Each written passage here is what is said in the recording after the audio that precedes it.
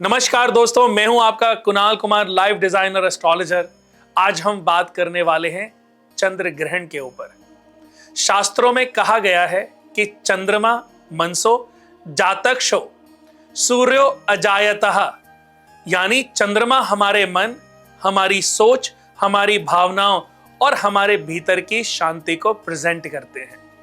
और जब इसी चंद्रमा पर ग्रहण लगता है तो इसका असर केवल आसमान तक सीमित नहीं रहता, बल्कि सीधा हमारे जीवन पर, हमारी मनस्थिति पर और हमारे डिसीजन पर पड़ता है। 28 अगस्त 2026 को यह तिथि बेहद खास है। इस दिन एक तरफ श्रावण मास की पावन पूर्णिमा तिथि है, जिसे हम सभी रक्षाबंधन के रूप में मनाने वाले हैं, और दूसरी तरफ इसी दिन घटित होने जा रहा है इस वर्ष का एक विशेष चंद्र ग्रहण। सबसे पहले आप सभी को रक्षाबंधन की बहुत बहुत शुभकामनाएं। छोटों को प्यार। आज के वीडियो में हम चर्चा करेंगे कि 28 अगस्त के दिन पड़ने वाले ग्रहण को हमारे जीवन पर इसका क्या प्रभाव पड़ेगा, यह चंद्र ग्रहण कब से कब तक रहेगा, दुनिया के किन किन हिस्सों में यह दिखाई देगा, क्या भारत में भी इसका सूतक काल और नियम मान्य होंगे, और सबसे जरूरी बात, इस दौरान आपको कौन कौन सी सावधानियां बरतनी चाहिए। इसलिए इस वीडियो को अंत तक ध्यान से जरूर देखिएगा, ताकि आप इस ग्रहण की ऊर्जा का सही मार्गदर्शन प्राप्त कर सकें। सबसे पहले जानते हैं कि यह ग्रहण कब से कब तक रहेगा और इसकी दृश्यता कहां कहां होगी। तो फटाफट नोट कर लीजिए।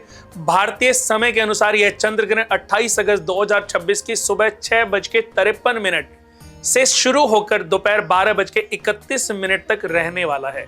इसका मुख्य जो आंशिक प्रभाव है वो सुबह 8:03 यानी कि सुबह के समय 8:03 से और 11:21 के बीच में रहने वाला है।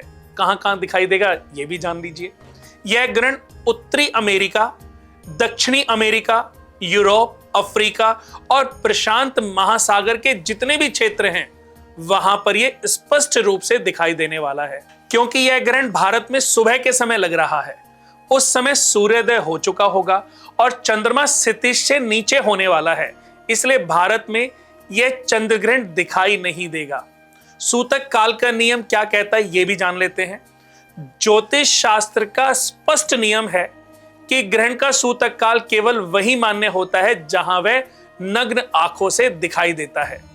क्योंकि भारत में यह दृश्यमान नहीं है, इसलिए भारत में इसका सूतक काल मान्य नहीं होगा।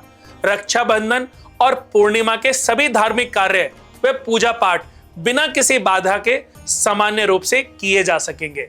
आपको चिंता करने की बिल्कुल भी आवश्यकता नहीं है, बिल्कुल भी कोई वहम डालने की आवश्यकता नहीं है। लेकिन एक बात आपको जरूर कहूंगा, भले ही यह ग्रहण भारत में दिखाई ना दे, लेकिन एक ज्योतिषीय घटना के रूप में इसका सूक्ष्म प्रभाव पूरी दुनिया और हर व्यक्ति के मानसिक स्थिति पर पड़ता है। क्योंकि चंद्रमा को मन का कारक माना गया है, और जैसा कि मैंने कहा, मानसो जातः चक्षो।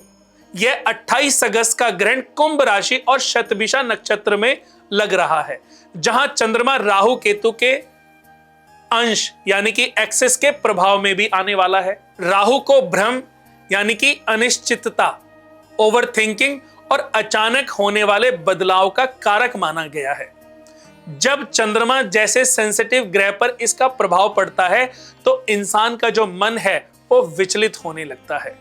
यद्यपि ग्रहण कुछ घंटों का है, लेकिन इसका सूक्ष्म प्रभाव आने वाले 15 से 30 दिनों तक हमारे सबकॉन्शियस माइंड पर बना रहता है।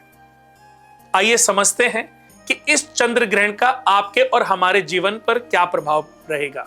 नंबर 1, अकारण चिंता का होना, मूड स्विंग्स का होना, चिड़चिड़ापन या अनिद्रा की समस्या भी उत्पन्न हो सकती है। ऑलरेडी जिनकी जन्म कुंडली में चंद्रमा नीच राशि में है, या जिनके चंद्रमा राहु केतु के साथ पीड़ित हैं, या चंद्रमा शनि के साथ बैठे हुए हैं, उनके जीवन में इसका प्रभाव बहुत ज्यादा पड़ने वाला है। इस दौरान कोई भी बड़ा निर्णय जल्दबाजी या अत्यधिक भावुक होकर के नहीं लेना। छोटी छोटी बातें बड़े बड़े विवाद का रूप ले सकती हैं। पारिवारिक बातचीत में संयम और तीखे शब्दों से बिल्कुल परहेज रखें।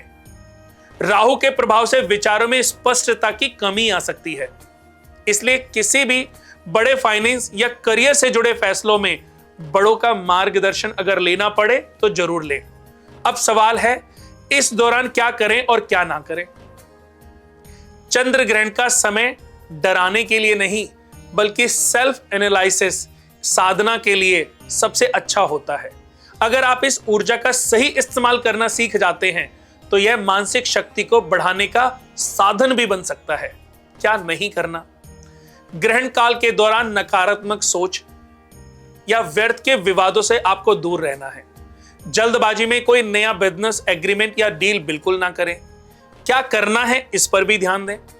मंत्र जाप, इस समय ओम नमः शिवाय, ओम सोम सोमेश्वराय नमः, इन मंत्रों का जाप करते रहने से आपको बहुत फायदा मिलने वाला है। जिनका चंद्रमा नीच का है, जिनका चंद्रमा उच्च का है, जिनका चंद्रमा किसी भी ग्रह के साथ युति बनाकर बैठा है, उनके लिए यह समय मेडिटेशन करने का है। यह आपके मन को शांत करेगा। ग्रहण के उपरांत सफेद वस्तुओं का दान जितना हो सके आप करें, बहुत अच्छा है। जैसे दूध का, चावल का, चीनी, सफेद वस्त्र या चांदी।